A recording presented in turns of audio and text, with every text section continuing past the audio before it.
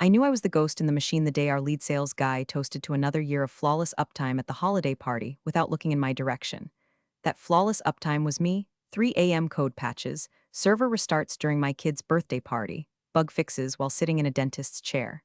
The product might have had the company's name on it, but the blood type in its veins was mine.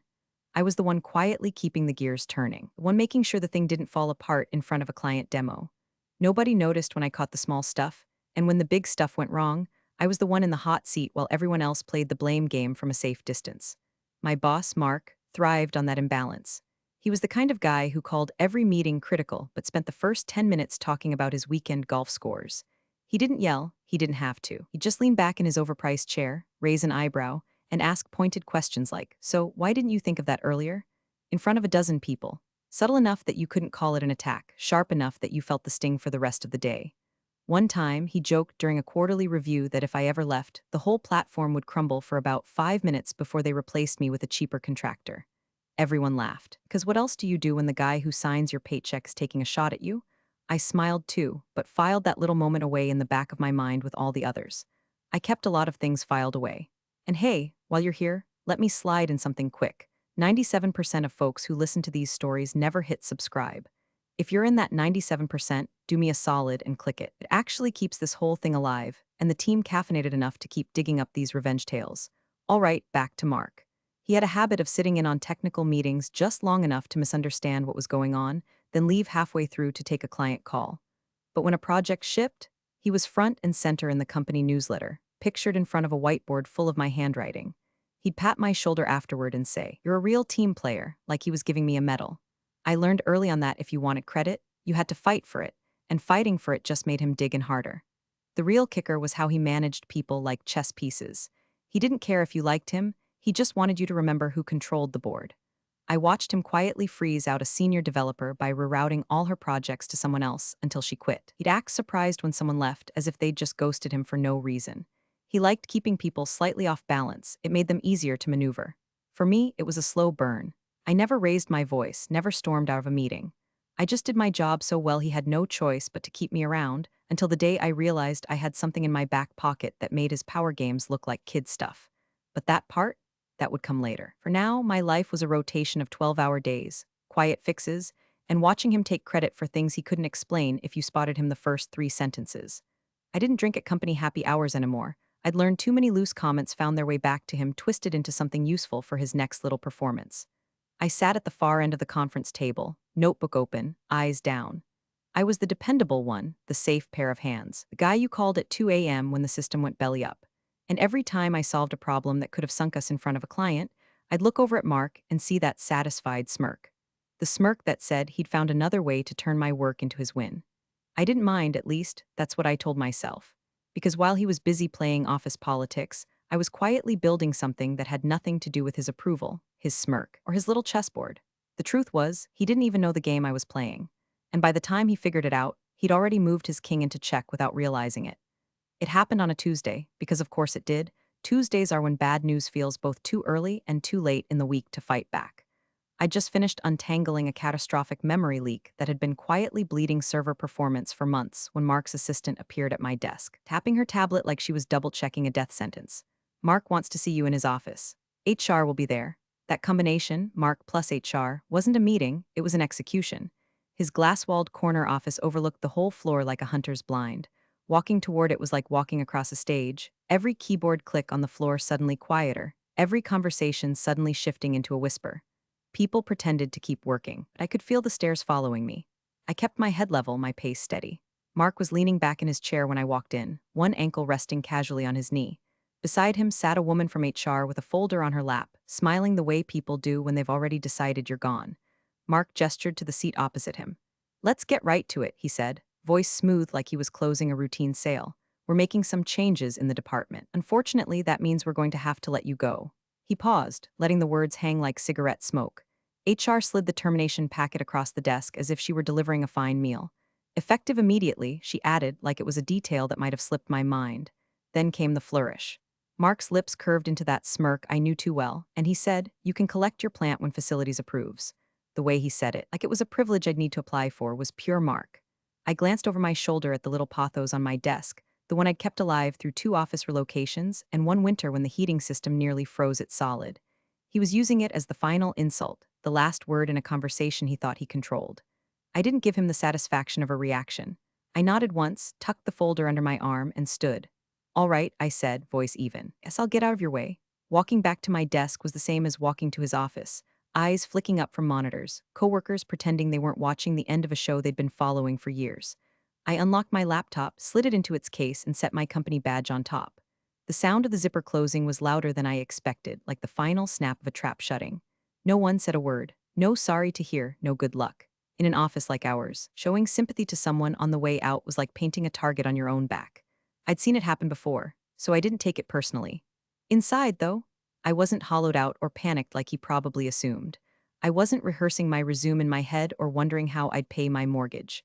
I was thinking about the file folder in my home desk drawer, thick with signed documents, attorney's notes, and the patent certificate with my name printed in crisp black ink. The one thing that could pull the rug out from under this company faster than Mark could come up with another condescending remark. As I walked out with my bag slung over my shoulder, I caught my reflection in the lobby glass.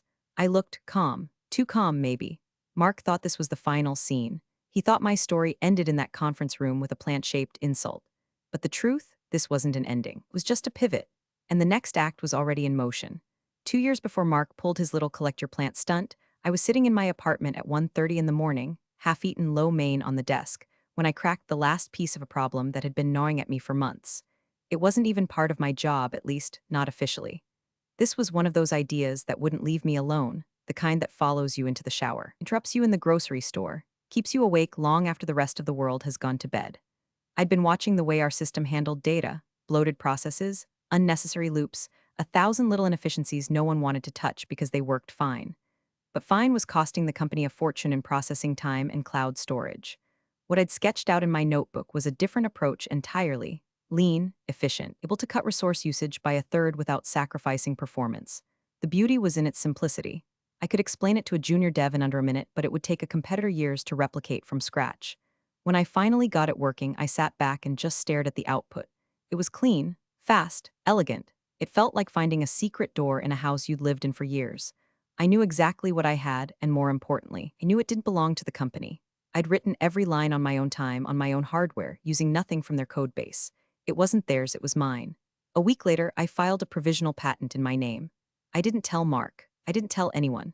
I figured it was better to have it on record than to leave it floating around in my personal files. A provisional patent is like planting a flag. You've got a year to decide if you want to go all in. Most people never bother unless they're planning to sell something. I wasn't. At the time, I just wanted to protect the idea. Then the company discovered it. I'd mentioned the concept in passing during a lunch conversation with another engineer, and 2 months later, I saw pieces of my approach showing up in production. They hadn't taken my exact code, just the method, the structure, the little efficiencies I'd stitched together. It wasn't theft, not exactly, but it was close enough that my stomach nodded the first time I saw it in action. When I brought it up to legal, they waved it off. "Since you haven't commercialized it independently, it's not really relevant," one of the lawyers said without looking up from his laptop. Translation: if it's not making you money, it's not worth our time. I walked out of that meeting knowing 2 things. 1, they didn't see the value, and 2, they didn't realize how much they were building on top of it. Over the next 18 months, they wove that algorithm into everything. Client-side tools, back-end processes, even new product features Mark was bragging about at conferences. It all ran on the framework I'd designed. They treated it like it was just another component in the machine, never once stopping to think that maybe the foundation they were standing on didn't actually belong to them. That's when I started keeping track. Every update, every deployment, every public-facing feature that leaned on my design, I logged them all.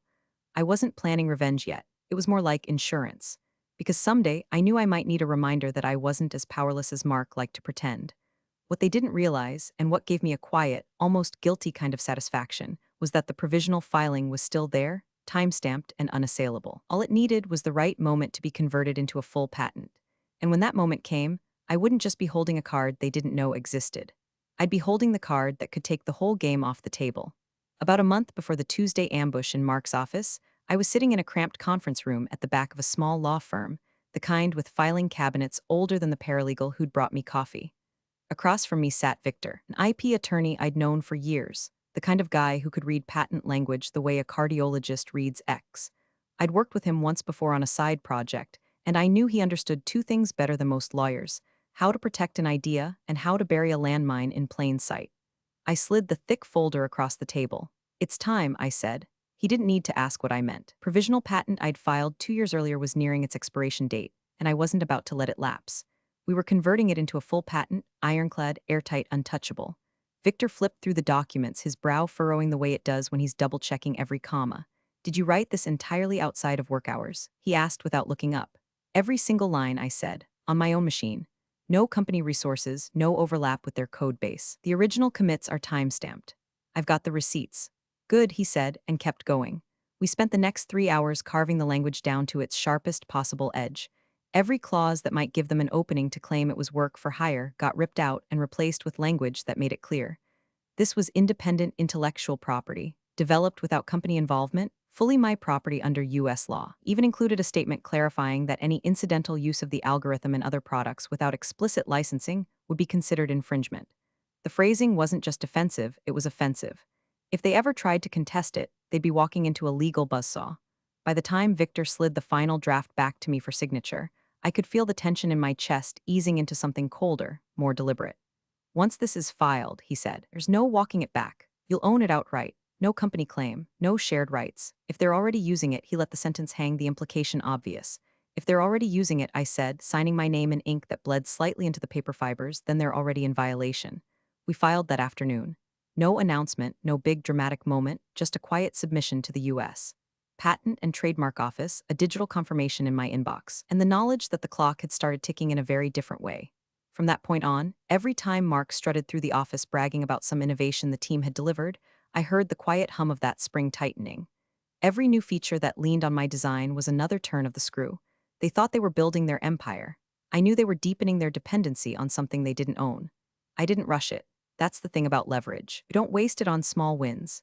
You wait until the stakes are high enough that when you pull the pin, the whole structure rattles. And I had a feeling my moment would come sooner than anyone expected. When the termination meeting finally came, I didn't have to scramble or plot. The setup was already complete. The filing was public record. My name was on it, not theirs. And all I had to do now was decide how and when to use it. That night, my apartment was quiet except for the low hum of the fridge and the occasional car hissing by on wet asphalt outside. My laptop sat open on the dining table. The termination packet Mark had given me earlier shoved off to the side like a bad takeout menu. I wasn't pacing or ranting. I wasn't replaying the scene in his office over and over. I'd already filed it away in my head under done. What mattered now was the next move. I scrolled through my contacts until I found the name I was looking for, Ellen Reyes, VP of Product at our biggest competitor, someone I'd met years earlier at an industry conference in Denver. We'd stayed in loose contact, usually trading harmless banter about keynote blunders or overpriced networking events. But Ellen was sharp. She had an eye for opportunity, and I knew exactly how she'd see this one. I hit call.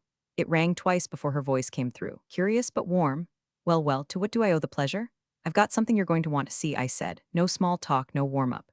"A fully granted patent, mine, that just happens to cover a technology your competitors are using every single day without legal rights." Silence for a beat, then a slow, amused go on. I explained the background in tight, simple strokes: independent development, clean chain of custody, airtight legal language. I didn't have to overhype it. Ellen understood the implications immediately. "Send me the filings," she said, the sharpness in her voice now replacing the casual tone from moments earlier.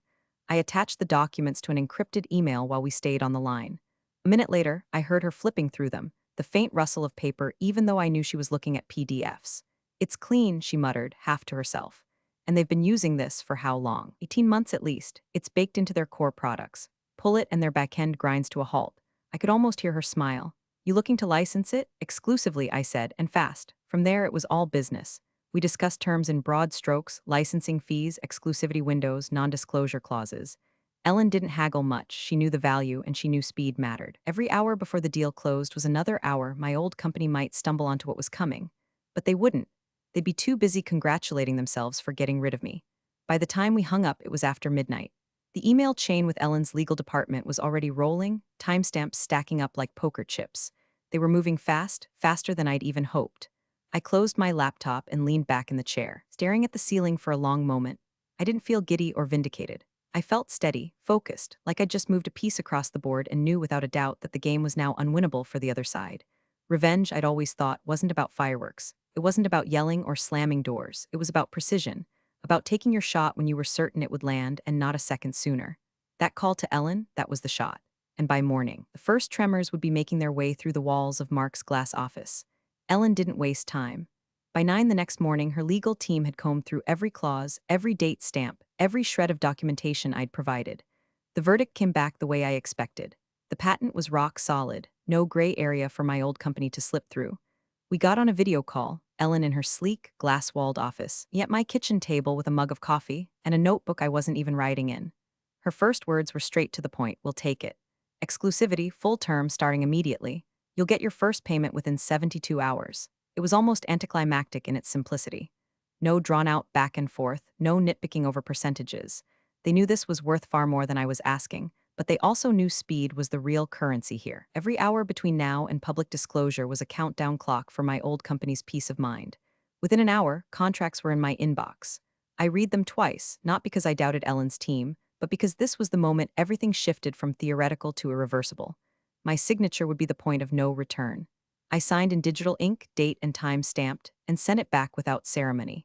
Ellen called me again 10 minutes later. Press release is being finalized now. We're putting it on the wire this afternoon. I imagined the ripple effect. Some junior analyst at my old company's PR department spotting the headline, forwarding it to a manager, who would then sprint it up the food chain until it landed in the CTO's inbox like a live grenade. By the time Mark saw it, the fuse would already be burning fast. Ellen read me the draft over the phone.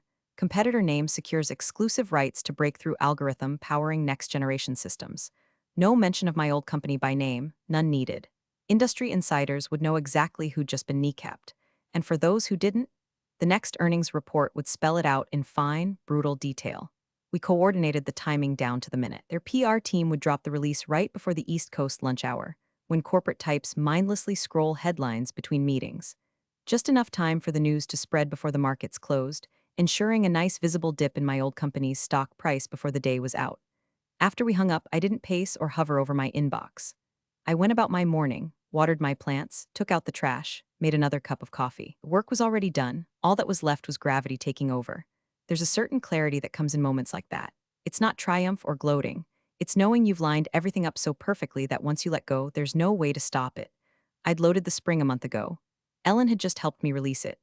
By sundown, my old company would be dealing with more than they could spin, and Mark, who once laughed about how quickly they could replace me, would find out exactly how expensive that replacement really was. The press release hit at 11:42 a.m. sharp.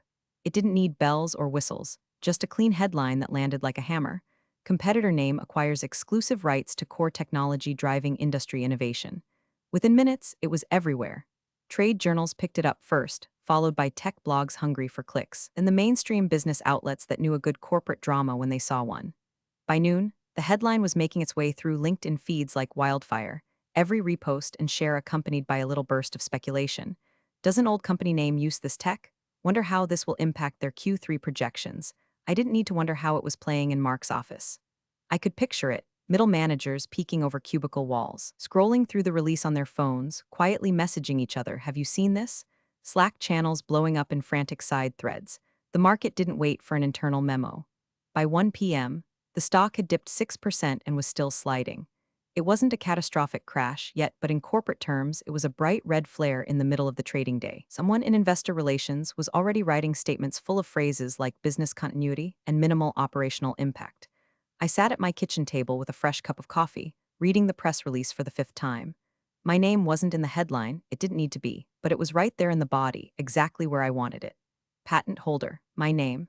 Exclusive licensing agreement with competitor name ensures proprietary application of the technology. There's a special kind of satisfaction in knowing you don't have to say a word for people to connect the dots. Everyone in our niche corner of the industry knew who I was. Everyone at my old company definitely knew who I was.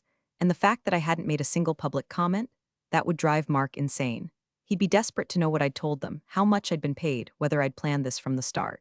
The truth was simpler. My hands were clean. I hadn't hacked anything, stolen anything, or broken a single law. I just exercised a right I'd secured 2 years earlier and waited for the right moment to use it. Somewhere in that glass office of his, Mark would be reading the same release, probably for the 10th time, his jaw tightening with each pass. And somewhere else in the building, the CTO's phone would be lighting up with questions from the board, from investors, from journalists smelling blood. All I had to do was sit back, sip my coffee, and let the chain reaction play out exactly as I'd designed it. The fuse was lit, and there was no putting it out now. By late afternoon, the real storm had broken. My phone stayed silent, but that didn't mean I wasn't getting updates. A friend from accounting, one of the few people I actually trusted there, started feeding me a steady stream of messages from the war zone. The first one was just 4 words: CTO is losing it. The second, you won't believe this, conference call on speaker. Whole floor can hear. I could picture the scene perfectly. The big executive conference room, blinds half closed, a scatter of half-empty coffee cups, and the CTO standing at the head of the table, phone on speaker, voice booming. What I don't understand, Mark, he said, my friend typed every word, is why your name is on this patent.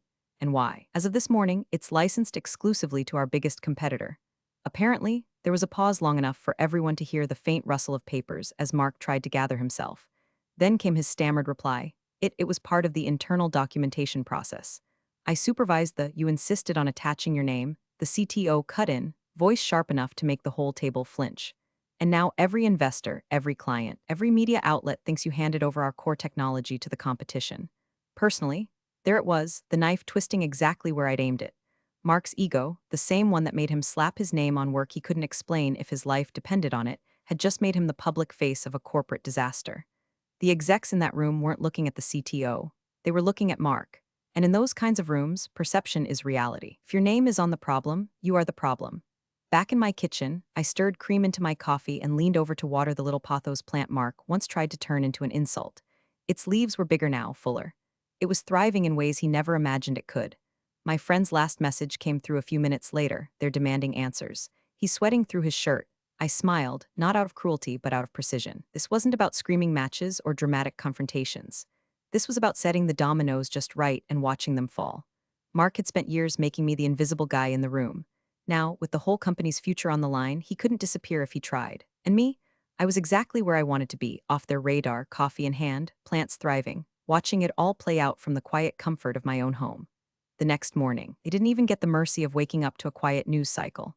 At 8:07 a.m., Ellen's company dropped a follow-up press release, short, surgical, devastating. It not only confirmed the exclusivity deal but included, in crisp black and white, the publicly filed patent record. Right there under inventors was my name and Mark's. They didn't have to explain the history. Anyone who read that line could draw their own conclusions. The same Mark whose name sat proudly on the document was now the guy who'd let that patent walk straight into a competitor's hands. The industry blogs were merciless. One headline read, from innovation to litigation, how one exec gift-wrapped tech for the competition. By 9 a.m., the board had called an emergency meeting. My friend in accounting texted me from the elevator. Looks like half the exec team just got summoned. Mark looks like he aged 10 years overnight. Inside that room, the story was spiraling. Investor calls were stacking up, clients were asking for assurances, and the legal department was being pushed to find something we can sue over. They tried. God, they tried. But Victor's airtight language in the patent left no cracks. Every timestamp, every version history commit, every sworn statement proved it was developed independently. I owned it outright, and they'd been using it without a license for nearly 2 years. When legal finally delivered the news, there's nothing we can do. We have no claim. It must have landed like a sledgehammer. I imagined the silence in that room, the quick glances exchanged over the table, the mental math of how many careers had just gone up in smoke. Somewhere in the middle of that meeting, Ellen's PR team updated their press page with a photo of the two of us shaking hands, taken years earlier at that industry conference in Denver. The caption? Longtime industry relationship results in strategic partnership. It was petty. It was perfect. By noon, word had leaked internally that Mark's position was under review. The kind of phrase that's just a polite prelude to clean out your desk. HR had gone from smugly watching me walk out the door to quietly drafting exit paperwork for one of their own golden boys. I spent that afternoon in my living room, sunlight streaming across the hardwood, sipping coffee, while I pruned the same pothos plant Mark had once tried to turn into a punchline. Its vines trailed thick and green now, curling along the edge of the pot in lazy loops. It wasn't just alive, it was thriving. So was I. And every time I looked at that plant, I was reminded of something Mark never understood. In the right hands, even the smallest, most overlooked thing can grow into something that takes over the whole damn room. Appreciate you sticking around, you legends of the break room. Subscribe for more chaos. Let's make your old manager spill their coffee in fear.